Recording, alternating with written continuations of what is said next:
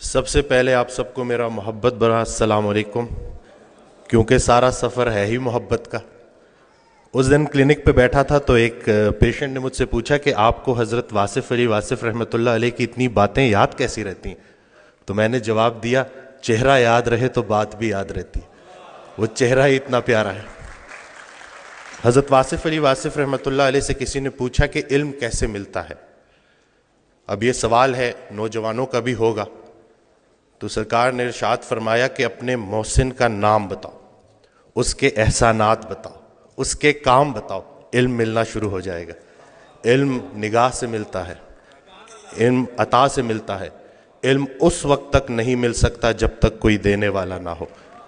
تو یہ جو ہم استاد کی بات کرتے ہیں نا کہ استاد اگر اہل بھی ہے اور مخلص بھی ہے تو اللہ کا ولی ہے، تو یہ اللہ کی بڑی مہربانی ہے کہ میں ایک مشکل وقت سے گزرا، تکلیف پر صبر اور نعمت پر شکر دونوں اللہ کی مہربانیاں ہیں۔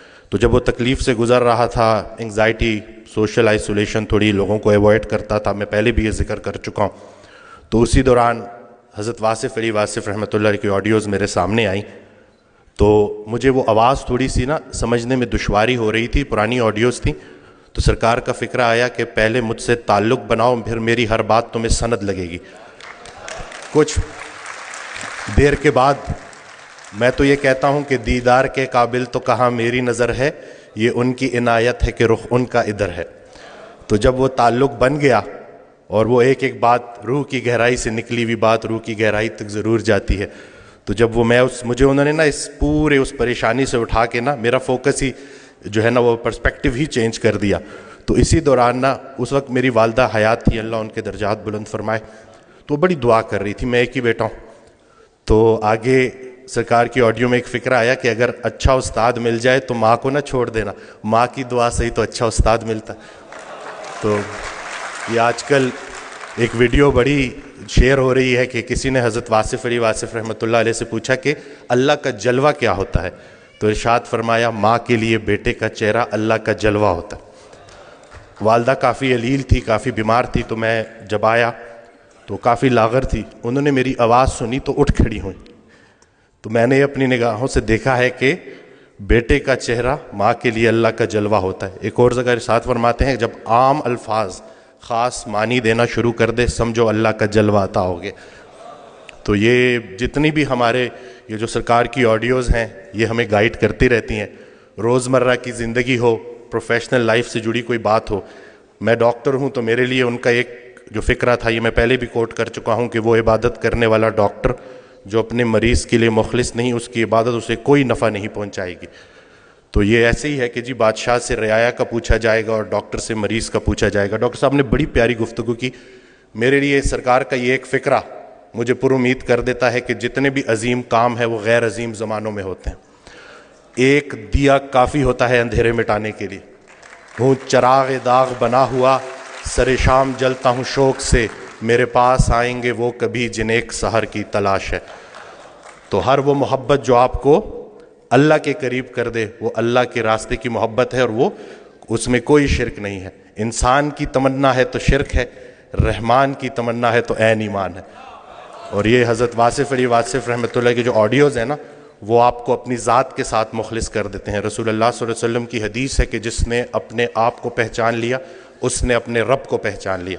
تو اپنے آپ کو پہچاننے کے لیے، اپنے ذات کے ساتھ مخلص ہونے کے لیے استاد کا ہونا بہت ضروری ہے۔ یقین جانے کہ ہماری پریشانیاں ہماری غلط فہمیاں ہیں، کوئی تو ہو جو ہماری غلط فہمیاں دور کرے۔ خیال بدل جائے تو منظر بدل جاتا ہے۔ بھائی صاحب کا ایک بڑا پیارا فکرہ ہے کہ جس کا جو خیال ہے اس کا وہی حال ہے، خیال اچھا ہے تو حال بھی اچھا ہے۔ اور اللہ کی نعمتوں میں سب سے بڑی نعمت حسن خیال ہے۔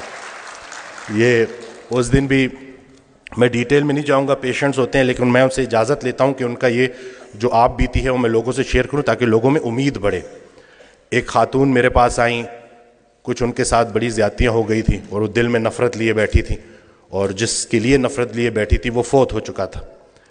تو جب میرے پاس آئیں انہوں نے گلے شکوے کیے تو میں نے کہا کہ حضرت واصف علی واصف رحمۃ اللہ علیہ ارشاد فرماتے ہیں کہ اگر اللہ قیامت کے دن تم سے پوچھے کہ پہلے کس کو جنت میں بھیجوں تو تم نے اس کا نام لینا ہے جس کو تم نے جہنم میں بھیجنا. ایک مہینے بعد جب لوٹ کے آئیں تو انسان بدل چکا تھا, چہرے پہ رونق, آنکھوں میں نور. تو مجھے کہتی ہیں کہ ڈاکٹر وسیم جب میں یہاں سے اٹھ کے گئی تو پہلے تو میں گھر کی طرف جا رہی تھی, مجھے آپ کی بات ہضم نہیں ہوئی, لیکن پھر میں نے گاڑی موڑی اور میں قبرستان چلی گئی اور میں اس کی قبر کے سامنے کھڑے ہو کے میں نے کہا کہ جو تو نے میرے ساتھ کیا معافی کے قابل نہیں ہے, لیکن جا تجھے اللہ کی رضا کے لیے معاف کرتی ہوں. اور کہتی ہیں کہ اس رات میں اتنی میٹھی نیند سوئی کہ مجھے دوائی لینے کی ضرورت بھی نہیں پڑی.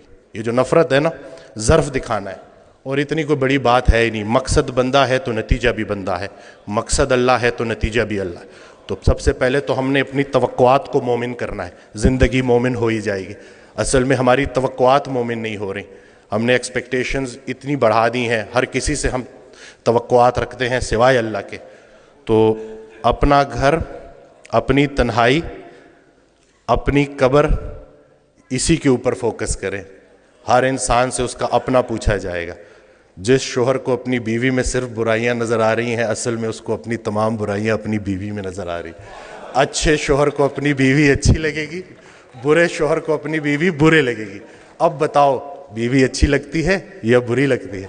یعنی کہ سارا کا سارا فوکس ادھر کر دیا, جھگڑا ہی نہیں کرنے دیتے, سارے جھگڑے ہی ختم کر دیے الحمدللہ. جھگڑا جو ہے نا وہ دو بندوں کا نام ہے, صلح ایک بندے کا نام. ابھی ریسنٹلی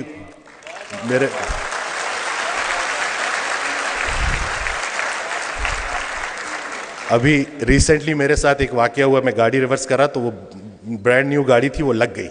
وہ پیچھے سا غلطی میری تھی, تو میں اترا تو وہ بڑے غصے میں میری طرف آئے. تو میں نے فوراً معافی مانگ لی نا کہ مجھے نظر نہیں آیا, میں بہت معذرت کرتا ہوں, اور بہت زیادہ میں نے ان سے معافی نا. تو ابھی وہ غصہ ان کا ایک دم سے اتر گیا. کہتے ہیں آج کل معافی کون مانگتا ہے؟ تو میں نے کہا جی وہ نقصان چھوڑے, نقصان کو اپنا نمبر دے اور رابطے میں رہیں گے.